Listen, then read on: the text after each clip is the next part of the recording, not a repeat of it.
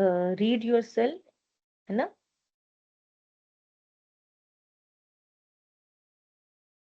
तो will start with tender procedure of government contract. जब भी गवर्नमेंट के साथ हमें कॉन्ट्रैक्ट करना हो कभी भी, तो उसे हम टेंडर के थ्रू करते हैं। टेंडर क्या होता है? एक invitation to offer. Invitation to offer, government कहती है कि हमें एक ब्रिज बनाना है, तो वो लुधियाना से लेकर जलंधर तक का एक ब्रिज बनाना, ओवर ब्रिज। तो उसके लिए आप हमें टेंडर भेजो, तो लोग उन्हें टेंडर भेजते हैं। उसमें बिड होती है, जिसकी लोएस्ट टर्म होती है, जैसे जो भी उनको सुटेबल होता है। बहुत सारे लोग भेजते हैं, उसमें जो बेस्ट होता है उसको गवर्नमेंट एक्सेप्ट करती है उस टेंडर को, और उसके अकॉर्डिंगली उसको कॉन्ट्रैक्ट मिलता है। तो बेसिकली जिसने टेंडर भेजा उसका ये राइट नहीं है कि मुझे ही मिलना चाहिए, या मैंने सबसे कम प्राइस लिखी तो ही मुझे भेजना चाहिए। गवर्नमेंट ये भी देखती है कि आज तक तुमने कितने कंप्लीट किए हैं, जो आज तक टेंडर किए। गवर्नमेंट ये भी देखती है कि तुम्हारी परफॉर्मेंस कैसी है। गवर्नमेंट ये भी देखती है कि तुम्हारी रेपुटेशन क्या है मार्केट में। तो ये सब देख के टेंडर अप्रूव होते हैं। जब लोकल गवर्नमेंट होती हैं, गवर्नमेंट स्कूल होते हैं, लेट्स से, उसमें फैन इंस्टॉल करने हैं, ठीक है, लाइट बल्ब क्लासरूम में कुछ ऐसा इंस्टॉल करना है, तो उसके लिए भी टेंडर आते हैं। लेकिन कुछ ऐसी इलेक्ट्रॉनिक कंपनीज होती हैं जो अपनी बिड्स सबमिट करते हैं, और उसमें से एक बिड एक्सेप्ट हो जाती है टू इंस्टॉल अ फैन और लाइट्स, और हम उसे कहते हैं कि ये टेंडर एक्सेप्ट हो गया, ठीक है। तो जनरल फाइनेंशियल रूल्स एंड 2017 के department of expenditure, ministry of finance, उसमें रूल कंपाइल होते हैं गवर्नमेंट ऑफ इंडिया के, जिसमें गवर्नमेंट डील करती है इन मैटर के साथ जहाँ पे पब्लिक फाइनेंस इन्वॉल्व होते हैं। क्योंकि गवर्नमेंट के जहाँ भी कॉन्ट्रैक्ट होते हैं उसमें पब्लिक का फंड यूज होता है। तो ये ऑर्डर्स जो होते हैं treated as executive instruction to be observed by all department of organisation under the government and specified bodies except otherwise provided for in these rule. तो जीएफआर रूल्स होते हैं, उसके अकॉर्डिंगली ही ये गुड्स और सर्विसेज जो है डिस्कस होती हैं, इसके अकॉर्डिंगली ही सेंट्रल लेवल पे कॉन्ट्रैक्ट डिसाइड होते हैं। तो जीएफआर रूल्स 2017 के एप्लीकेबल होते हैं, आपने ये एक टर्म याद रखनी है। तो इसमें एक रूल 144 है, जिसमें जीएफआर रूल्स में कुछ प्रिंसिपल्स अप्लाई होते हैं। जैसे कि कोई भी अगर परचेज करनी है ना, तो उसमें अथॉरिटी डेलीगेट करती है financial powers to procure goods in public interest, और उसकी रिस्पॉन्सिबिलिटी, एफिशिएंसी, इकोनॉमी, ट्रांसपेरेंसी, इन सबको भी वो उनके ऊपर डेलीगेट कर देती है। तो इसमें सबसे इम्पोर्टेंट है कि हमें ये देखना होता है कि जिसको टेंडर मिला है ना, और जो उसको एक्सपीडाइट कर रहा है, कि जो उसके ऊपर जो उसको देख रहा है कि whether the tenders are as per the description of the subject matter of procurement of the extent जिसके लिए वो लिया गया था, कि टेंडर उसी तरीके से कंप्लीट भी हो रहा है, उसका ऑब्जेक्टिव फुलफिल हो रहा है कि नहीं, क्या उसमें ट्रेडमार्क, ट्रेड नेम और ब्रांड नेम है कि नहीं, उसमें स्पेसिफिक क्वांटिटी, टाइप और क्वालिटी ऑफ गुड लिया जा रहा है कि नहीं। अगर जैसे ब्रिज बनना है, तो उसमें सीमेंट, उसमें जो सरिया, उसमें मिट्टी, उसमें रेत, वो पर्टिकुलर क्वालिटी की है या नहीं है। घटिया क्वालिटी की चीजें नहीं होनी चाहिए। जितनी हमें कॉस्ट बताई गई है, जितनी क्वांटिटी बताई गई है, उतनी ली जा रही है। It should be fair and transparent. सब कुछ ट्रांसपेरेंट होना चाहिए, रीजनेबल प्रोसीजर होना चाहिए, राइट। और इसमें जो अथॉरिटी होती है वो सेटिस्फाई होनी चाहिए, जो उसने प्राइस दी है और जो उसने काम करके दिखाया, it should be like that. अगर कोई भी टेंडर इस तरीके से नहीं होता, तो फिर उनके पास राइट है to cancel the tender also. यहाँ पे एक अथॉरिटी होती है जो कि कॉम्पिटेंट होती है टू इनकर एक्सपेंडिचर में sanction the purchase of goods required to use in public service. तो जो भी चीज टेंडर में यूज होती है, तो कॉम्पिटेंट अथॉरिटी उस एक्सपेंडिचर को देखती है कि कहाँ कहाँ खर्चा हुआ, तो उसे सैंक्शन करती है। परचेज ऑफ गुड्स को बिल्कुल ध्यान से देखती है कि जो यूज हो रही है पब्लिक सर्विस के लिए, वो according the delegation of financial power rules के अकॉर्डिंगली हो रही है कि नहीं हो रही। तो ये सब चीजें टेंडर के टाइम पे देखी जाती है। टेंडर जो है ये, इसमें एक आधा क्वेश्चन ही बनता आपका, इतना कोई प्रैक्टिकल क्वेश्चन भी नहीं बनता, ये थ्योरी का क्वेश्चन है। आप इस पे एक क्वेश्चन आंसर वैसे तैयार कर सकते हो, लेकिन इसका कोई जैसे बाकी चैप्टर्स में प्रैक्टिकल क्वेश्चन है वैसे एज सच नहीं आएगा, और according to me, but rest is you can also see पुराने क्वेश्चन पेपर, तो you'll find, right? Then comes special contract, indemnity and guarantee, bailment and pledge, law of agency 2.13। अब इस पे देखो स्पेशल कॉन्ट्रैक्ट लिखा हुआ वर्ड, तो ये contract indemnity, guarantee, bailment, pledge, agency ऐसे कॉन्ट्रैक्ट हैं जिनमें बेसिकली होता क्या है, इन कॉन्ट्रैक्ट में अ, कोई जो हमने ऑफर, एक्सेप्टेंस, कम्युनिकेशन, कंसिडरेशन, वो वाले रूल सारे नहीं लगेंगे, क्योंकि ये क्या है, स्पेशल कॉन्ट्रैक्ट। अब थक तो नहीं गए सारे बच्चे, ब्रेक तो नहीं चाहिए किसी को, क्योंकि अब थोड़ा सा ही रह गया, इसके बाद आपका खत्म हो जाएगा स्पेशल कॉन्ट्रैक्ट के बाद। ठीक है, अगर किसी को ये आपके 20 पेजेस ही हैं, और मैं आपको बहुत अच्छे से आराम से, मुझे लगता है आदत थोड़ा बहुत आपको आता भी है, I am very much sure. Indemnity guarantee आपने फाउंडेशन कोर्स में भी पढ़ा ही है। तो will start with contract of indemnity and guarantee. जो चैप्टर 8 है जो इंडियन कॉन्ट्रैक्ट एक्ट का, वो डील करता है इंडेमनिटी और गारंटी के साथ। इंडेमनिटी और गारंटी जो है, ये एक ऐसा कॉन्ट्रैक्ट है जिसमें एक पार्टी प्रॉमिस करती है दूसरे का लॉस सेव करने के लिए। वो क्या कहता है, a contract to indemnify B against the consequences of the proceedings which C may take against B. तो यहाँ पे क्या कह रहा है, ए बी को कि जो भी सी तुम्हारे साथ प्रोसीडिंग्स में तुम्हारा लॉस होगा, ए उसे कह रहा है मैं उसे कवर अप कर दूंगा। तो केस किस बीच में हो रहा है, बी और सी के बीच में। जो लॉस होगा बी को, वो कौन कवर करेगा, ए। इसको क्या कहते हैं, कॉन्ट्रैक्ट ऑफ इंडेमनिटी, राइट। जैसे new India insurance company limited versus trading company EIR 2007, इसमें गुजरात हाई कोर्ट ने ये डिसाइड किया था कि जितने भी इंश्योरेंस के होते हैं other than life insurance, personal accident insurance, वो सब क्या होते हैं, कॉन्ट्रैक्ट ऑफ इंडेमनिटी। बस उसमें लाइफ इंश्योरेंस नहीं होनी चाहिए, जैसे कि कोई भी और इंश्योरेंस होती है उसको हम क्या कहते हैं, कॉन्ट्रैक्ट ऑफ इंडेमनिटी। ठीक है, राइट्स ऑफ इंडेमनिटी होल्डर, ये हमने अभी अभी किया। राइट ऑफ इंडेमनिटी होल्डर 125 में उसमें क्या क्या इंडेमनीफाई किया जा सकता है, all the damages, all the cost, और जितने भी कॉम्प्रोमाइज में, कुछ किसी सूट में अगर कॉम्प्रोमाइज हुआ उसमें कितने भी पैसे हैं, ये तीनों चीजें 125 में कवर हो जाएंगी, राइट। इंडेमनिटी में एक ही कॉन्ट्रैक्ट होता है, और गारंटी में 3 कॉन्ट्रैक्ट होते हैं। गारंटी में क्या होता है, 126 में कॉन्ट्रैक्ट ऑफ गारंटी में, अगर आप ए ने बैंक से लोन लेना है, तो ए बैंक के पास जाएगा, उससे बोलेगा मुझे 10 लाख का लोन दे दो, तो बैंक क्या बोलेगा, एक गारंटर लेके आओ। तो जाके ए एक गारंटी लेके आएगा मिस्टर सी को। तो ए क्या है, डेटर। बैंक क्या होगा, क्रेडिटर, जिसने पैसे देने हैं। जिसने लेने होते हैं वो क्या होता है, डेटर, DEBTOR। जिसने, जो श्योरिटी देता कि अगर इससे ना दिए गए, जिसने लोन लिया, तो मैं दूंगा, वो क्या हो गया, श्योरिटी। तो श्योरिटी वो है जो गारंटी देता कि अगर डेटर ने पैसे ना दिए तो मैं दूंगा। डेटर क्या हुआ, जिसने पैसे लेने हैं। क्रेडिटर क्या हुआ, जिसने पैसे देने हैं। तो बैंक क्या हो गया, क्रेडिटर, लेने वाला हो गया डेटर, और श्योरिटी, अगर डेटर ने पैसे ना दिए तो वो बैंक को पैसे देगा। कंसिडरेशन फॉर गारंटी, गारंटी में कोई कंसिडरेशन होना जरूरी नहीं है। जैसे कि मैंने बोला ये स्पेशल कॉन्ट्रैक्ट, इसमें 1 और 2 वो भी मिसिंग हो सकती हैं कंडीशंस अंडर सेक्शन 10, तो पॉसिबिलिटी है। B, तो B request A to sell deliver him goods on credit. A agrees to do so, provides C will guarantee the payment of price. C promises to guarantee the payment. In consideration of A's promise to deliver the good, this is sufficient consideration. तो जरूरी नहीं है consideration monetary term में हो। वो कहता है कि अगर C गारंटी देगा मैं तुझे उधार पे पैसे दे दूंगा, तो C गारंटी दे देता है, और यहाँ पे it would be considered as a good consideration. कोई आपकी जुबान पे यकीन कर रहा है, ये भी एक अच्छी कंसिडरेशन है। लेकिन तो लोग किसी की जुबान पे यकीन भी नहीं करते, राइट। तो this is also good consideration here, right. ये consideration as per 2D section नहीं होगा, ये स्पेशल कॉन्ट्रैक्ट है।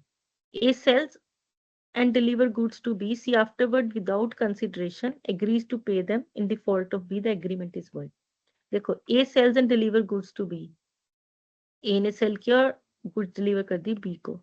सी आफ्टरवर्ड विदाउट कंसिडरेशन, सी ने बाद में बिना किसी कंसिडरेशन के एग्री करता है कि अगर बी पे ना कर सका तो मैं तुम्हें पैसे दे दूंगा। तो ये एक कॉन्ट्रैक्ट ऑफ गारंटी नहीं है। कॉन्ट्रैक्ट ऑफ गारंटी उसी टाइम होनी चाहिए जब कॉन्ट्रैक्ट बन रहा है, नॉट आफ्टरवर्ड्स, देखो यहाँ पे वर्ड लिखा है आफ्टरवर्ड्स, बाद में गारंटी नहीं दी जाती, गारंटी उस टाइम दी जाती है जिस टाइम कॉन्ट्रैक्ट बन रहा हो। Am I clear?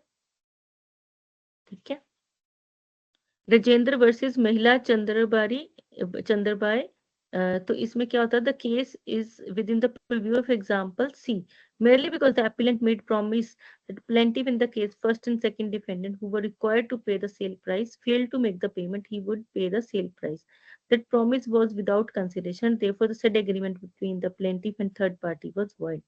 तो यहाँ पे void क्यों है कि एक तो पहले आफ्टरवर्ड्स बना और दूसरा प्रॉमिस बिना किसी कंसिडरेशन के है, क्योंकि कंसिडरेशन का मतलब क्या कि उसने तो पहले ही उसको गुड्स डिलीवर कर दी, या तो वो सी के कहने पे डिलीवर करता, तो इसमें हम समझते कि कॉन्ट्रैक्ट ऑफ गारंटी अराइज हुई है। ठीक है। Then United Breweries Limited versus KSII DC Limited, इसमें क्या हुआ था, it was held that it is clear that the question as to whether the deed in question is a deed of guarantee or not, depending upon it was depending upon the terms under which the guarantor binds himself. तो इस law में he cannot be made liable for more than what he has undertaken. ठीक है। सबसे पहले जो guarantee है उसी चीज की दी जाती है जितनी उस टाइम पे कॉन्ट्रैक्ट हो रहा हो। सबसे इंपॉर्टेंट चीज, कोई भी गारंटर उस चीज के लिए लाइबल नहीं हो सकता जो अभी तक डेट अराइज ही नहीं हुआ। ठीक है। अगर डेट है तो ही हम किसी चीज की गारंटी दे सकते हैं। गारंटी किसी ऐसी चीज की नहीं दी जाती जो फ्यूचर में अराइज होगी, अनलेस एंड अनटिल वो कंटिन्यूइंग गारंटी है। ठीक है, आपने किया होगा continuing guarantee. Let's discuss indemnity and guarantee first. सबसे पहले कॉन्ट्रैक्ट ऑफ इंडेमनिटी में क्या कॉन्ट्रैक्ट होता है, टू कॉन्ट्रैक्ट होते हैं। टू कॉन्ट्रैक्ट मीन्स एक between the indemnity holder and indemnifier, ठीक है, और एक बिटवीन दीज टू पार्टीज जिसके बीच में होता है। यहाँ पे कितने कॉन्ट्रैक्ट होते हैं, तीन कॉन्ट्रैक्ट होते हैं। प्राइमरी लाइबिलिटी इंडेमनिटी में इंडेमनीफायर की होती है, गारंटी में फर्स्ट लाइबिलिटी डेटर की होती है। सबसे पहले उसी ने पैसे देने हैं जिसने लिए हैं, अगर वो नहीं दे पाया तो श्योरिटी देगा। Indemnifier is not acting at the request of the debtor. Surety gives contract at the request of the principal debtor. ठीक है। Possibility of any loss happening is only contingency. हो भी सकता, लॉस नहीं भी हो सकता। इसमें भी डेट तो एग्जिस्टिंग है जिसके लिए गारंटर एग्री करता है, लेकिन इसमें जरूरी नहीं लॉस हो। फॉर एग्जाम्पल, ए ने कहा इसको अपने घर जॉब पे रख लो, अगर लॉस हुआ तो मैं दूंगा, तो जरूरी नहीं लॉस हो। लेकिन यहाँ पे तो ऑलरेडी एक डेट एग्जिस्ट कर रहा है, लोन लिया हुआ है ना, और उसमें लाइबिलिटी एग्जिस्ट कर ही रही है। Indemnifier cannot sue the third party, right? Surety is entitled to pursue against the third party also. Contract is between indemnifier and indemnified. यहाँ पे कितने कॉन्ट्रैक्ट होते हैं, एक कॉन्ट्रैक्ट होता है डेटर और क्रेडिटर का, एक होता है श्योरिटी और क्रेडिटर का, एक प्रिंसिपल डेटर और श्योरिटी का। एक सेक्शन 124 में डिफाइंड और एक सेक्शन 126 में डिफाइंड। ठीक है, ये आपको पहले से भी आता है, I am sure. Liability of surety, surety की लायबिलिटी कब अराइज होती है, जब डेटर के पास पैसे नहीं होते और वो क्रेडिटर को पैसे नहीं दे सकता, तो किसकी लायबिलिटी अराइज होती है, surety. A guarantees B the payment of a bill of exchange. C the acceptor. The bill is dishonored by C. A is not liable because the amount of the bill, but also for the charges which he may become due on it. तो कैसे इसमें क्या होगा, जब किसी ने guarantee की है कि हाँ मैं तुम्हारे लिए जो डेट है उसके लिए लाइबिलिटी देने को तैयार हूँ, तो लोन है 10,000 का मान लो, लेकिन जिस दिन देना उस दिन वो 10,000 नहीं होगा, उसके ऊपर इंटरेस्ट भी लग जाएगा, तो हो सकता है लोन कितना का हो जाए, 10,200 रुपए। तो लाइबिलिटी भी उसी तरीके से इंक्रीज हो जाएगी। Liability would keep on increasing, वो बढ़ती जाएगी, जितनी लाइबिलिटी डेटर की होती जाएगी उतनी ही श्योरिटी की भी लाइबिलिटी होती जाएगी। Am I clear? सबको क्लियर है? ये लाइबिलिटी जो होती है श्योरिटी की वो को एक्सटेंसिव होती है, किसके साथ, with the liability of the debtor. जितनी लाइबिलिटी डेटर की उस केस में बढ़ती जाएगी उतनी ही श्योरिटी की भी बढ़ती जाएगी। Am I clear? एक होता है कंटिन्यूइंग गारंटी। कंटिन्यूइंग गारंटी क्या होता है, जिसमें गारंटी चलती जाती है। So in consideration of a bill will employ C in collecting the rents, B is responsible for the amount of 5,000 for due to the collection and payment by C for those rent. This is continuing guarantee. Continuing guarantee क्या होती है कि 5,000 रुपए तक मैं इसके लिए liable हूँ, ठीक है, या फिर आप लाइबिलिटी दे देते हो रुपीज की, यहाँ लायबिलिटी दे देते हो मंथ की, आप कहते हो जनवरी से लेकर दिसंबर तक जो भी ये तुमसे उधार लेगा मैं उसके लिए लायबल हूँ। या आप बोलते हो 5,000 रुपए तक ये आपसे जो भी सामान लेगा उसके लिए मैं लायबल हूँ। तो इस तरीके से कंटिन्यूइंग गारंटी चलती जाती है या उस डेट तक या उस अमाउंट तक। Revocation of continuing guarantee, revocation खत्म कैसे होती है कंटिन्यूइंग गारंटी? या तो श्योरिटी खुद कवर रिवोक कर देता है कि आज के बाद वो नोटिस भेजता है क्रेडिटर को कि आज के बाद मेरी श्योरिटी खत्म होगी, मैं लायबल नहीं हूँ। या फिर श्योरिटी की डेथ हो जाए, जिस दिन श्योरिटी की डेथ होती है उस दिन के बाद श्योरिटी की लायबिलिटी नहीं बनती, लेकिन उस दिन तक जो लायबिलिटी है उसके जो उसके ऊपर है उस दिन तक जो उधार उसने लिया है डेटर ने, वो श्योरिटी उसके लिए लायबल रहेगा। Right? Revocation of continuing guarantee surety के डेथ से रेवोकेशन हो जाती है। Am I clear? लेकिन इसमें अगर in the absence of contract to contrary as revocation of continuing guarantee, absence of contract to contrary को आप मीनिंग लिखें, अगर उन्होंने कॉन्ट्रैक्ट किया आपस में कि मरने के बाद भी मेरी लायबिलिटी नहीं खत्म होगी कंटिन्यूइंग गारंटी में, तो वो चलती जाएगी। Absence of any contract to contrary का मतलब होता है कि दोनों पार्टी ने अगर कुछ नहीं लिखा, ठीक है, तब तो वो रिवोक हो जाएगी। लेकिन दोनों पार्टीज ने अगर कॉन्ट्रैक्ट में लिख दिया कि मेरी डेथ के बाद भी कंटिन्यूइंग गारंटी चलती जाएगी, उसकी लायबिलिटी चलती रहेगी। क्लियर? डिस्चार्ज ऑफ श्योरिटी कैसे होता है? By notice. ऑब्वियसली हमें क्या देना पड़ेगा? नोटिस देना पड़ेगा। किसको? क्रेडिटर को। क्रेडिटर कौन है? जिसने पैसे दिए कि मैं अब श्योरिटी को छोड़ रहा हूँ, कि मेरी मैं अब मैंने अपनी मैंने श्योरिटी को एज ए श्योरिटी छोड़ रहा हूँ, तो आप इसको आगे से देख लेना लोन देना कि नहीं, आज के बाद मैं श्योरिटी नहीं हूँ। ठीक है? डेथ ऑफ श्योरिटी, अगर श्योरिटी की डेथ हो जाती है उस दिन के बाद श्योरिटी लायबल नहीं है। Variance in terms of contract, variance का मतलब होता है चेंज। अगर कोई भी चेंज कर दी कॉन्ट्रैक्ट में श्योरिटी को बिना बताए, तो श्योरिटी डिस्चार्ज हो जाएगा। रिलीज और डिस्चार्ज ऑफ प्रिंसिपल डेटर, अगर क्रेडिटर ने बोल ही दिया डेटर को कि जा मैंने तुझे माफ किया, तुझे कोई पैसा नहीं मुझे देना, तो श्योरिटी ऑटोमेटिकली रिलीज हो जाता है, क्योंकि liability of surety is coextensive with that of principal debtor. और जब क्रेडिटर कंपाउंड करता है, compound with the principal debtor by giving time to, compound means वो उसको कहता है कि तुम ज्यादा टाइम ले लो, ठीक है, तो इससे भी श्योरिटी डिस्चार्ज हो जाता है। ठीक है? या फिर उसे कहता है मैं तुम्हें स्यू ही नहीं करूंगा कभी, इससे भी श्योरिटी डिस्चार्ज हो जाता है। क्रेडिटर्स एक्ट और ओमिशन और इम्पेयरिंग श्योरिटीज इवेंचुअल रेमेडी, अगर श्योरिटी की अगर अगर बैंक है, जैसे उसने लोन तो दिया लेकिन उसने कुछ घर के कागज रखे हैं या कुछ गोल्ड रखा अपने पास, तो वो जो चीजें हैं वो उसको किसको देनी पड़ती हैं? श्योरिटी को, the moment surety makes the payment to the bank on behalf of the debtor. लेकिन अगर बैंक उसे गुम कर दे, तो श्योरिटी की लायबिलिटी भी उतनी खत्म हो जाती है। ठीक है?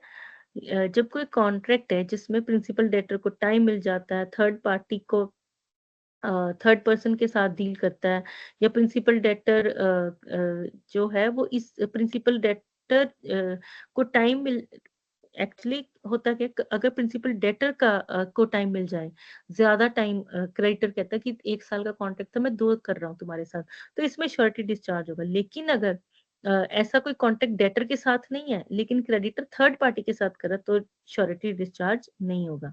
मेयर फॉरबियरेंस, सिर्फ ये कहना कि मैं तुम्हें स्यू नहीं करूंगा, ये श्योरिटी को डिस्चार्ज नहीं करेगा, क्योंकि कभी कभी केस नहीं करना होता, लेकिन केस को डिसाइड हम आर्बिट्रेशन या मीडिएशन से भी कर सकते हैं। तो ये कोई 37 में mere forbearance on the part of creditor to sue the principal, कि उसने उसको केस क्यों नहीं किया, ऐसा क्यों नहीं किया, उसने 3 साल में उसके ऊपर केस क्यों नहीं किया, ये इसकी वजह से श्योरिटी डिस्चार्ज नहीं होगा। Right? That's it. Rights of a surety, surety के कौन कौन से राइट हैं? The movement right surety payment करता है on behalf of the principal debtor, जितने राइट्स क्रेडिटर के पास थे वो सारे किसके पास आ जाते हैं? श्योरिटी के पास। ठीक है? और जितनी सिक्योरिटीज थी श्योरिटी के पास, वो सारी किसके पास आ जाती हैं? वो किसके पास, जो सारी सिक्योरिटीज थी क्रेडिटर के पास, वो किसके पास आ जाती हैं? श्योरिटी के पास। राइट? जैसे ही पेमेंट करता है श्योरिटी, सारे राइट्स जो क्रेडिटर के पास है वो श्योरिटी के पास आ जाते हैं, जितने की भी बेनिफिट क्रेडिटर के पास थे वो भी श्योरिटी के पास आ जाते हैं। ठीक है? क्लियर है ना ये सबको? Then 140 talks about subrogation. जहाँ पे गारंटर क्लियरली अपनी लायबिलिटी बताता है for by payment he invested with all rights with the creditor had with the principal debtor. यहाँ पे क्या होता है, सेक्शन ये डील करता है जहाँ पे एक गारंटीड डेट है जो एक ड्यू हो चुका है या होना है, principal debtor must have made default in performing the guaranteed duty. सबसे इम्पोर्टेंट चीज है जहाँ पे गारंटर जो है अपनी लायबिलिटी पे कर देता है, सारी की सारी पेमेंट कर देता है क्रेडिटर को। तो फिर इसमें जितनी भी श्योरिटी की राइट्स हैं वो सारी वो हो जाती हैं जो क्रेडिटर की हैं, सब्रोगेशन का राइट मिलता है। And surety must have paid the debt that is the whole debt of the surety must have performed all that is liable for. ये तब होता है जब श्योरिटी ने सारी की सारी लायबिलिटी जितनी भी है वो सारी पेमेंट कर दी है। Unless the set to condition have been fulfilled, जब तक वो पूरी पेमेंट नहीं करता, श्योरिटी ये नहीं कह सकता क्रेडिटर को कि सारे राइट्स मुझे अपने वाले मुझे दे दो। वो तभी मिलेंगे जब श्योरिटी पूरी पेमेंट कर देता है और या फिर डेट ड्यू हो चुका है। ठीक है। इनवैलिड गारंटी, इनवैलिड गारंटी भी होती है कभी कभी, कभी कभी मिसरिप्रेजेंटेशन से धोखे से किसी को गारंटर बना लिया जाता है, तो उसमें इनवैलिड, उसको हम इनवैलिड गारंटी कहते हैं। अगर किसी को मिसरिप्रेजेंट करके, अगर श्योरिटी अगर अमाउंट है 30,000 का और उसे बताया गया 10,000 का, है ना, और श्योरिटी के साथ धोखा किया, तब भी श्योरिटी इनवैलिड गारंटी मानी जाएगी। गारंटी ऑब्टेन्ड बाय कंसीलमेंट, कुछ छुपा के अगर किसी से धोख लिया गया है श्योरिटी, तो भी वो इनवैलिड मानी जाएगी। For example, a guarantees to see payment of iron to be supplied by him for the amount of 2,000 per ton. B and C have privately agreed. उन्होंने उससे तो बोला 2,000 रुपए पर टन के हिसाब से, लेकिन प्राइवेटली क्या एग्री किया कि 5 रुपए पर टन मार्केट प्राइस से ऊपर दे देना मुझे। ठीक है। तो यहाँ पे क्रेडिटर और डेटर आपस में कॉन्ट्रैक्ट कर रही हैं जो श्योरिटी को नहीं बता रहे। इससे क्या होगा, इनवैलिड हो जाएगी श्योरिटी, श्योरिटी की लायबिलिटी खत्म हो जाएगी। कभी कभी क्या होता है, को श्योरिटी, श्योरिटी कहता है मैं ज्वाइन तो करूंगा लेकिन तुम एक और श्योरिटी लेके आओ, को श्योरिटी, तब मैं ज्वाइन करूंगा। तो जब तक को श्योरिटी ज्वाइन नहीं होता तब तक श्योरिटी की भी लायबिलिटी अराइज नहीं होती। राइट। को श्योरिटी क्या होती है, को श्योरिटी एक से ज्यादा श्योरिटी, जैसे ए ने बैंक से लोन लिया और बी कहता है कि सी को भी लेके आया एज श्योरिटी, तो बी और सी श्योरिटी बन के, लोन था 50,000 का, दोनों की लायबिलिटी कितनी हो जाएगी, 25,000। ठीक है। ठीक है। Implied promise to indemnify surety, जितने भी श्योरिटी होती हैं उनको लिखने की जरूरत नहीं है कि हम इतनी लायबिलिटी मेरी है, इतनी मेरी है। उनकी लायबिलिटी इम्प्लाइड होती है कि जैसे वो श्योरिटी बने, अब उनको जब भी लायबिलिटी अराइज होगी, they have to make the payment to the other party. A guarantees to C the extent of 2,000 payment of rice supplied by C to B, C supplies to B rice to a less amount than 2,000, but obtains from a payment of 2,000 in respect of rice supplied. It cannot recover from be more than 2,000. Surety उतना ही liable है जितनी actual liability arise हुई है, और यहाँ पे अगर 2,000 से कम की लाइबिलिटी अराइज हुई है तो श्योरिटी की लाइबिलिटी भी कितनी है, 2,000 से कम, उससे ज्यादा नहीं ली जा सकती। This is all about surety. Surety होता क्या है, surety is a person who stand as a surety for the discharge of liability. Surety की डिस्चार्ज कैसे हो जाती है, by notice, by death, by variance, by release, और अगर कंपाउंड हो जाता है या एक्ट और ओमिशन। श्योरिटी की डेथ से उसके बाद, उसकी डेथ के बाद वाली सारी लायबिलिटी खत्म हो जाती है। ठीक है। Clear.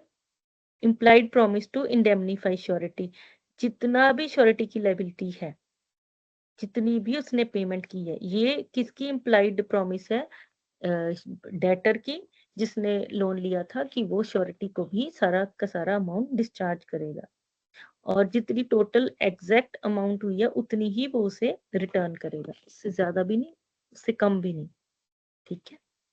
With this surety has come to an end. Will start with bailment and pledge. Right. Bailment क्या होता है, bailment means delivery of a good. Bailment को मैं बिल्कुल सिंपल तरीके से बताती हूँ, delivery of a good by one person to another for some purpose. जैसे कि आपकी घड़ी खराब होगी, तो आप क्या करते हो, आप अपनी घड़ी रिपेयर के लिए देते हो। ठीक है। अब जब आपने रिपेयर के लिए अपनी घड़ी दे दी, जिसको दी है वो क्या होगा, बेली। आप क्या बन गए, बेलर। जिसकी घड़ी है वो क्या है? Baler. The person delivering the good is called baler. और जिसको दी है आपने ठीक करने के लिए, रिपेयर के लिए, वो क्या हो गया? बेली। अब जब आपने अपनी घड़ी दे दी, आपकी घड़ी बहुत महंगी है, लेकिन जब उसने रिपेयर की तो उसने बोला अब 100 रुपए दे दो, मैंने रिपेयर कर दी। और आप कहते हो मेरे पास 100 रुपए तो है ही नहीं, और आपकी घड़ी है 50,000 की।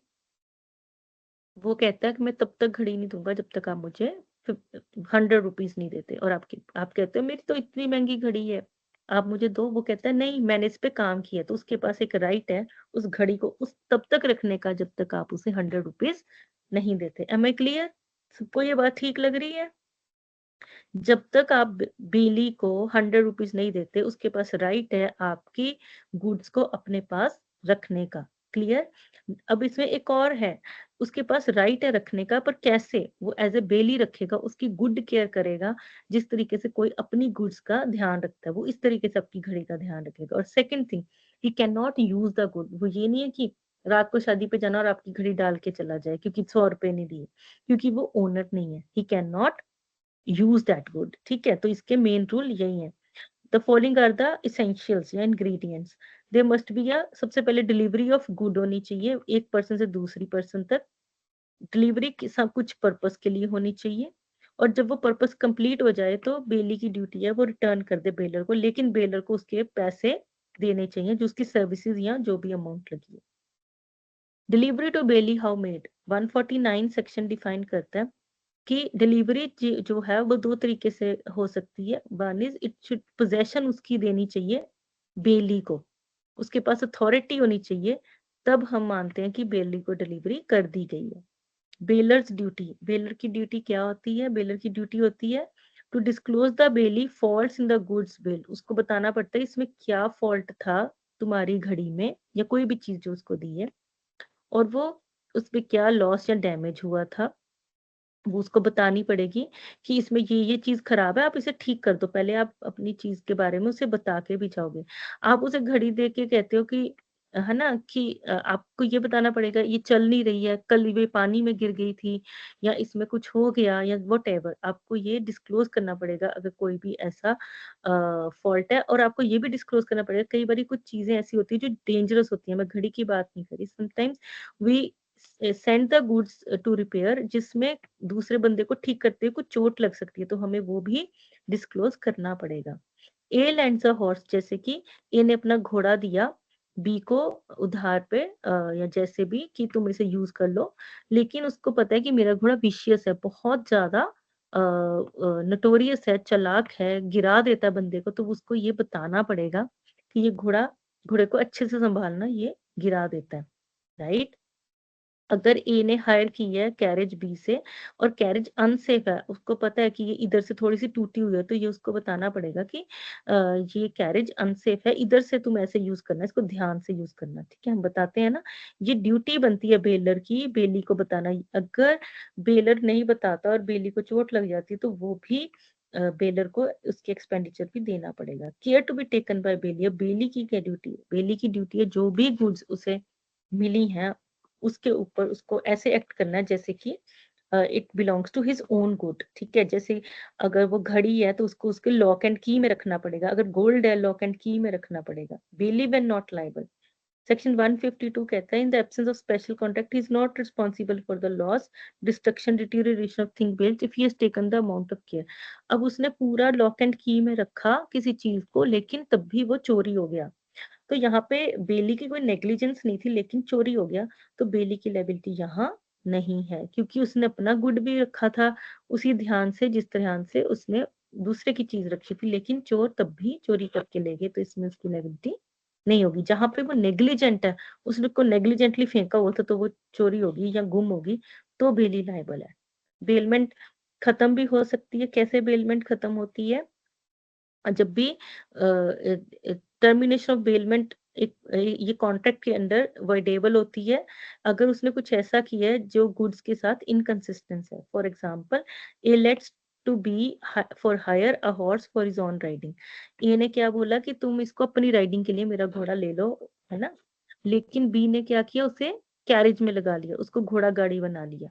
तो यहाँ पे ऑप्शन किसके पास है? बेलमेंट की ऑप्शन ए बेलर के पास है कि वो इसको टर्मिनेट कर दे, बेलमेंट को टर्मिनेट कर दे, क्योंकि वहां पे उसने उसको पर्सनल यूज के लिए दी थी, लेकिन उसने किस में यूज कर ली? उसने उसको कैरेज में यूज कर लिया, which is not a appropriate use. तो इसके लिए bailment can be terminated. Bailment कब टर्मिनेट हो जाती है? जब कॉन्ट्रैक्ट है जो बेलमेंट का वो वॉइडेबल होता है at the option of baler. अब यहाँ पे बेलर ये भी कह सकता है चलो कोई बात नहीं, तुम इसे कैरेज में लगा ली, मैं थोड़े पैसे ज्यादा लूंगा। या फिर वो ये भी कह सकता है कि contract has come to an end. जब भी कोई अनऑथराइज यूज करेगा बेल्ड गुड का, तो वो क्या हो जाएगी? तब भी उसके पास राइट राइट होगा टू compensation लेने का, right? For example, A lend a horse to B for his own riding. B allow it the family member to ride the horse. C rides with care, but the horse accidentally falls and injured. B is liable to make compensation to the to A for injury done to the horse. अब उसको क्या करना पड़ेगा? A ने उसे अपना घोड़ा दिया था B को पर्सनल यूज के लिए। B ने क्या किया? अपने किसी फैमिली मेंबर को दे दिया। उसने बहुत ध्यान से यूज किया, लेकिन तब भी वो घोड़ा एक्सीडेंट हो गया। तो यहाँ पे बी जो है वो कॉम्पेंसेशन देगा ए को, राइट? क्योंकि उसकी वजह से इंजरी हुई है हॉर्स को। यहाँ पे उसने क्या किया? अनऑथराइज यूज किया। वो बी के यूज के लिए था, वो फैमिली मेंबर के यूज के लिए नहीं था, राइट? Mixing of goods. कभी कभी बेलर क्या करता है? मिक्स कर देता है अपनी गुड्स को बेली की गुड्स के साथ। फॉर एग्जाम्पल, जैसे जैसे मैं I give you example here. कभी कभी ए ने बासमती राइस दिए कि तुम इसको रखना, ठीक है, और मैं आपसे ले ले जाऊंगा 2 महीने बाद। उसमें बेली ने क्या किया? उसके राइस में अपने ऑर्डिनरी राइस मिक्स कर दिया। अब ये बड़ा मुश्किल है बासमती राइस में दूसरे राइस को निकालना। तो यहाँ पे अगर हम देखें उसने मिक्स कर दिया, तो यहाँ पे लाइबिलिटी आती है बेली की, कि या तो अगर उसे उसको सेपरेट कर सकता है, जो भी उसके पैसे लगेंगे वो बेली को देने पड़ेंगे। कभी कभी वो सेपरेट हो नहीं सकते, जैसे राइस सेपरेट नहीं हो सकता। तो यहाँ पे सारा का सारा जितना भी लॉस हुआ है बेलर को, वो सारा कौन देगा? बेली देगा, ठीक है। वो सारा लॉस किसको देना पड़ेगा? बेलर को, सॉरी बेली को देना पड़ेगा, क्योंकि उसकी वजह से ये खराब हो गया। या तो गुड्स सेपरेबल होंगे या इनसेपरेबल होगी। सेपरेबल मींस हम उसको सेपरेट कर सकते हैं, बेली की गुड को और बेलर की गुड को। कभी कभी अगर तो वो कर सकते हैं, तो जिसकी जितनी भी कॉस्ट आएगी उसको अलग अलग करने की, वो कौन देगा? बेली, क्योंकि उसी ने अनऑथराइज किया। और अगर वो नहीं हो सकता, तो जितने भी केजी, जितने 2 kg 3 kg जितना भी बासमती राइस था उसका, वो उसको न्यू लेके देगा, ठीक है। All right. A bears a barrel of cap flour worth 45 to B. B without A's consent mixes. क्या किया? उसकी कंसेंट के मिक्स कर दिया। We must compensate A for the loss of this. अब उसको क्या करना पड़ेगा? अब आटा तो वो अलग अलग नहीं कर सकता, उसको क्या करना पड़ेगा? उसको कॉम्पेंसेट करना पड़ेगा। बेलर की ऑब्लिगेशन। बेलर की ऑब्लिगेशन है बेली की कि सारी कंडीशंस हैं उसको बेलमेंट की वो माने, ठीक है। और जो भी उसको बेली ने बोला है, वो उसको करना ही पड़ेगा। और the moment work is over, bailee की ड्यूटी है, बेली का राइट है, उस वो सारे एक्सपेंसेस रिकवर करेगा। अब जो घड़ी है उसने रिपेयर के लिए दी है, जब बेली ने उसे ध्यान से रखा और उसे ठीक किया रिपेयर, तो बेली का यहाँ पे राइट बन गया बेलर से 100 रुपए लेने का, और बेलर को वो देने ही पड़ेंगे, ठीक है। Bailor is responsible to Bailey for any loss which Bailey may sustain by reason the bailor was not entitled to make the payment. कभी कभी क्या होता है? वो गुड बेलर की है ही नहीं, जिसकी वजह से बेली को लॉस होता है। ट्रू ओनर आके ले जाता है या उसके ऊपर केस कर देता है, कुछ भी वॉट एवर। तो यहाँ पे जो भी अगर कभी लॉस होगा, तो वो बेलर की ड्यूटी है बेली को रिकवर करना। Restoration of goods. कभी कभी क्या होता है? गुड्स जो हैं वो ग्रेटुटिशियसली दी होती हैं। ग्रेटुटिशियसली का मतलब होता है विदाउट कंसिडरेशन। तो वहां पे रिटर्न करना एक्सपायरेशन पे गुड्स को, ये किसकी रिस्पॉन्सिबिलिटी होती है? बेली की। जब उसने बेलमेंट इस तरीके से हुई है कि उसमें कोई कंसिडरेशन नहीं है, तो जब भी बेलर उसे मांगेगा, बेली को देना पड़ेगा, ठीक है। It is a duty of a bailee to return deliver the goods according to the bailor's direction. जिस तरीके से भी उसने बोला है कि तुम मेरी गुड को वापस करोगे, उस तरीके से ही उसे देना पड़ेगा, ठीक है। अगर कोई भी डिफॉल्ट हो गया बेली की तरफ से, goods are not return delivered और टेंडर्ड इन प्रॉपर टाइम, तो he is responsible to bailor for any loss, तो जो जितना भी लॉस बेलर को हुआ वो बेली को देना पड़ेगा। And in the absence of any contract bailee is bound to deliver the goods to bailor in accordance with the direction. जो भी बेलर ने बोला कि तुम मेरी घड़ी ठीक कर दो और ठीक होने के बाद मेरे घर पे पहुंचा देना या मुझे कॉल करके बता देना, ठीक है। A leaves a cow in custody of B to take care of the cow has a calf. A ने अपना क्या किया, बी की कस्टडी में अपनी काउ को रखा, लेकिन काउ ने एक काफ दे दिया। तो बी को क्या देना, सिर्फ काउ नहीं देना, जो उसके ऊपर एक्रीशन हुआ वो भी उसको किसको देना पड़ेगा, अ, वापिस करना पड़ेगा, क्योंकि काउ का ही काफ है। अब ये नहीं कह सकते तूने मुझे काउ दिया था तो काउ वापस ले लो, ठीक है। जो भी इस गुड के ऊपर वो भी बेलर की है, क्योंकि एक्चुअल में जो ओनरशिप है वो बेलर के पास है, बेली क्या कुछ भी नहीं है। कभी कभी बहुत सारे ज्वाइंट ओनर्स होते हैं, अगर उनमें से एक भी ज्वाइंट ओनर पेमेंट कर देता है तो ऐसा माना जाता है कि सबने पेमेंट कर दी, ठीक है। पूरी पेमेंट करेगा वो बाकियों के बिहाफ पे, ठीक है। अगर बेलर के पास कोई टाइटल है या नहीं है, गुड फेथ में है, डिलीवर किया, जो भी वट एवर है, तो इसके लिए रिस्पॉन्सिबिलिटी बेलर की, बेली की रिस्पॉन्सिबिलिटी यही है कि वो बेलर को रिसीव करे। बेली कैन नॉट डिसाइड कि टाइटल किसका, किस कौन ऑनर है कौन नहीं है। बेलर को ये देखना कि मुझे किसने घड़ी ठीक करने के लिए दी थी, मैं उसी को वापस करूंगा। कोई आके ये नहीं कह सकता कि जिसने तुम्हें दी है उसने मुझसे चोरी की है। तो बेली की ड्यूटी ये बनती है कि वो डिसाइड ना करे, वो सिर्फ उसी को देगा जिसने उसे दी है। ही वुड से कि तुम जाके अपना कोर्ट में डिसाइड करो मैटर, ठीक है। तो termination of gratuitous bailment bye death, जहां पे विदाउट कंसिडरेशन कोई बेलमेंट होती है, किसी ने किसी को बेलमेंट की है जिसमें कुछ रिटर्न में उसने कुछ नहीं लेना या देना, वो उसकी डेथ के साथ खत्म हो जाती है। थर्ड पार्टी के राइट्स भी खत्म हो जाते हैं to decide the who is the owner of the good. अगर 167 ये कहता है कि other than the bailor, bailor के अलावा कोई बेली से कहता है कि ये गुड मेरी है, तो बेली से डिसाइड नहीं करेगा। Bailee would say go and get this thing done from the court. तुम कोर्ट डिसाइड करेगी, मुझे तो जिसने ये घड़ी या कार या जो भी रिपेयर करने के लिए दिया, मैं उसी को वापस करूंगा, ठीक है। Bailee can not give it to the third party. Right of finder of the good, जब भी कोई फाइंडर ऑफ अ गुड होता है, जिसको गुड कोई रिसीव होती है, तो वो एक्ट करता है एज अ बेली। बेली का मतलब वो इस एक बेली की तरह एक्ट करता है, उसके पास ये राइट होता है और ड्यूटी होती है कि उसकी रिस्पॉन्सिबिलिटी होती है, अभी हमने किया था right, responsibility of the finder of a good, वो बिल्कुल यहाँ पे लगेगी। A delivers a rough diamond to B a jeweler to be cut and polished, which is accordingly done. B is entitled to retain the stone till he is paid. वो बहुत महंगा हीरा है, लेकिन वो तभी वापस करेगा उसको जब उसके ऊपर जो उसने सर्विसेज की है, चाहे 100 रुपए की चाहे 200 रुपए की, वो उसे मिलती हैं। अगर उसे वो नहीं मिलेगी तो वो उसे वापस नहीं करेगा। ऐसे ही लॉस्ट गुड में, अगर किसी को लॉस्ट गुड मिला है, उसके ऊपर जो उसने खर्च किया है वो उसको responsibility of a finder for lost good के अंडर क्लेम कर सकता है। A gives a cloth to B a tailor to make a coat.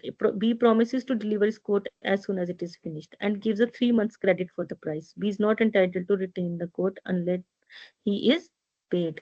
तो तब तक वो उसको कोट वापस नहीं करेगा जब तक उसको प्राइस नहीं मिल जाएगी। This is all about bailment. Bailment में कोई चीज हम किसी को देते हैं और वो तब तक उसको रख सकता है जब तक उसने जो काम किया उसके पैसे उसे ना मिल जाए, बट वो उसे यूज नहीं कर सकता क्योंकि वो ओनर नहीं है, ठीक है। प्लेज क्या होती है? प्लेज होती है, प्लेज होती है जिसको हम कहते हैं जब एक गिरवी रखना, आप समझते होंगे इस चीज को, गिरवी रखना, कोई चीज गिरवी रख के किसी से कोई चीज लेना। इसमें दो पार्टीज होती है, पॉनर एंड पॉनी। पॉनर का मतलब जो बेलर होता है उसको पॉनर कहते हैं, और बेली को हम यहाँ पे पॉनी कहते हैं। जो डिलीवरी ऑफ गुड करेगा वो पॉनर है, जिसको की जाएगी वो पॉनी है। प्लेज और बेलमेंट में क्या अंतर होता है? बेलमेंट होती है सिर्फ गुड्स को एज अ, प्लेज तो हम गुड्स को एज अ सिक्योरिटी देते हैं, और बेलमेंट में हम गुड के ऊपर काम करने के लिए देते हैं। बेलमेंट में वो क्या करता है, उस गुड जैसे वॉच है उसको रिपेयर करता है। प्लेज में जो हमने सिक्योरिटी दी है उसको कुछ करना नहीं है, वो उसने एज अ सिक्योरिटी रखी है, ठीक है। तो राइट्स क्या होते हैं पौनी के? पौनी के राइट्स होते हैं to retain the goods pledge. वो तब तक उस गुड को अपने पास रखता है जब तक उसका जो लोन जो उसने दिया या जो भी उसने उसको उसके बदले में लोन दिया, डेट दिया, वो उसको रिकवर नहीं हो जाता, राइट। तो तब तक वो उसको रख सकता है। कभी कभी वो बंदा उसको लोन वापस करता ही नहीं है। तो अगर वो नहीं करता, उसके पास ये राइट होता है पौनी का कि वो उसको सेल कर दे उस सिक्योरिटी को। और अगर लोन उसने 10,000 का दिया और बेच के उसको 12,000 मिले, तो 2,000 वो वापस कर देगा पॉनर को। लेकिन कभी कभी 10,000 का लोन है, जब उसने सिक्योरिटी बेचा तो वो 8,000 मिले उसे, तो वो 2,000 रुपए क्या लेगा, वापस ले लेगा। किससे? उसको बोलेगा पार्टनर को कि तुम्हें मुझे 2,000 और देने हैं। Right. Retaining of the goods by pawnee. Pawnee pawnee जो है उसके पास राइट होता है गुड्स को रखने का। राइट। वो उसको सिर्फ रख सकता है, यूज नहीं कर सकता, क्योंकि पौनी उसका ओनर नहीं है। Pledge by mercantile agent. Mercantile agent एक ऐसा एजेंट होता है जिसको हम ऐसे कहते हैं जो ओनर के बिहाफ पे काम करता है और ओनर की कंसेंट से काम करता है। मर्केंटाइल एजेंट अपने ओनर के बिहाफ पे प्लेज भी कर सकता है गुड्स को, और अगर मर्केंटाइल एजेंट गुड फेथ में काम करता है तो उससे प्लेज जो है वो ऑर्डिनरी कोर्स ऑफ बिजनेस में अगर वो करता है तो वो एक कंसीडर किया जाता है that pledge has been made by mercantile agent is a valid pledge. Right. वो ओनर नहीं है, लेकिन उसके पास राइट है ओनर के बिहाफ पे प्लेज करने का। प्लेज जो होती है एक वॉइडेबल कॉन्ट्रैक्ट के अंडर भी हो सकती है। जैसे 178 ये कहता है कि पॉनर has defined position of the goods placed by him under a contract voidable 19 और 19A। बट अगर कभी कभी क्या होता है, किसी किसी को कोई चीज मिली जो कि लॉस्ट थी, उसने उसको उठाया और प्लेज कर दिया। नो, यहाँ पे एक बहुत बड़ी प्रॉब्लम है कि जब मुझे वो चीज मिली और मैंने उसे प्लेज कर दिया, उतनी देर में ट्रू ओनर को पता भी नहीं है कि मेरी चीज खो चुकी है। अगर उस टाइम के बीच में जब ट्रू ओनर ने उसको रिपोर्ट नहीं किया, उसके अगेंस्ट कंप्लेंट नहीं लिखाई कि मेरी चीज खो गई है, उस बीच में वो कॉन्ट्रैक्ट वॉइडेबल है। उस बीच में अगर किसी ने प्लेज कर दी तो वो वैलिड प्लेज मानी जाएगी। अगर किसी ने चीज को उठाया और उसके प्लेज करने से पहले रिपोर्ट हो गया कि मेरी ये चीज खो चुकी है, मेरा गोल्ड गुम चुका है, तो वो वॉइड हो गया। तो अगर उसके बाद किसी ने प्लेज किया तो वो क्या बन जाएगा? वॉइड। तो वॉइडेबल के टाइम पे अगर किसी ने प्लेज कर दी बोनाफाइड, तो फिर ये प्लेज वैलिड कंसीडर होगी। अगर अगर वो रिपोर्ट करने के बाद किसी ने नोटिस के बाद किसी ने प्लेज किया, तो वो क्या हो जाएगी? Pledge void.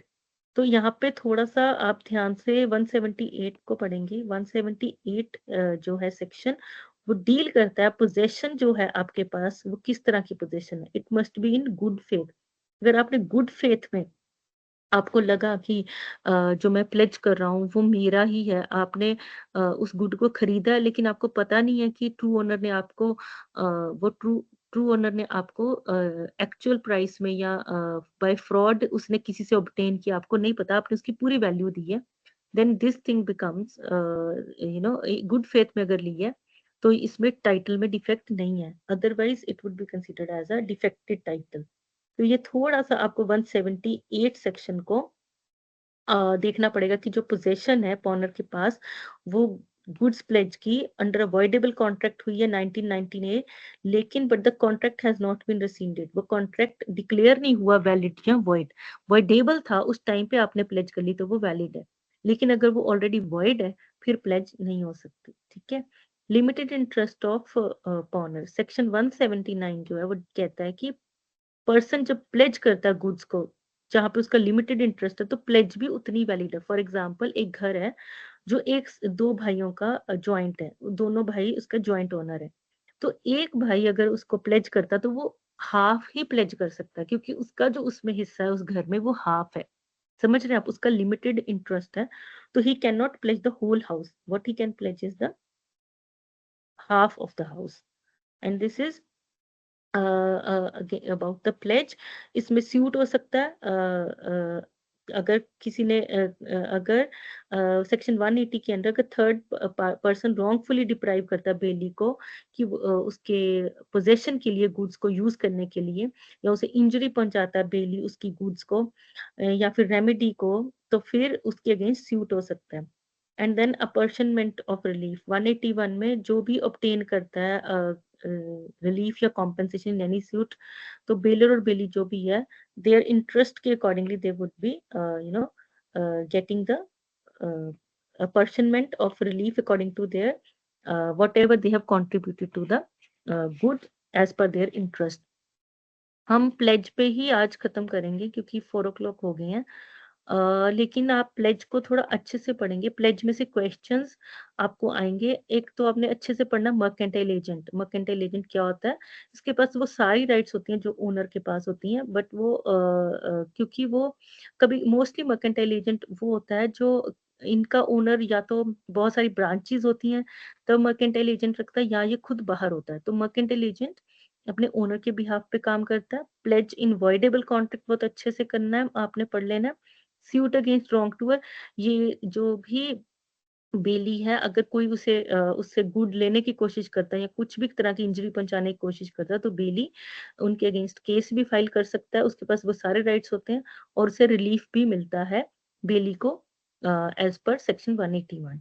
तो एजेंसी हमारा रह गया, ये हम कल करेंगे। ऑल्दो ये बहुत छोटा है पर अभी 4 हो गए तो मैं agency I will take up tomorrow, not today. अभी मैं सर को कॉल करती हूँ। आपको कोई भी डाउट हुआ then you can definitely call me up, you can ask me tomorrow, right?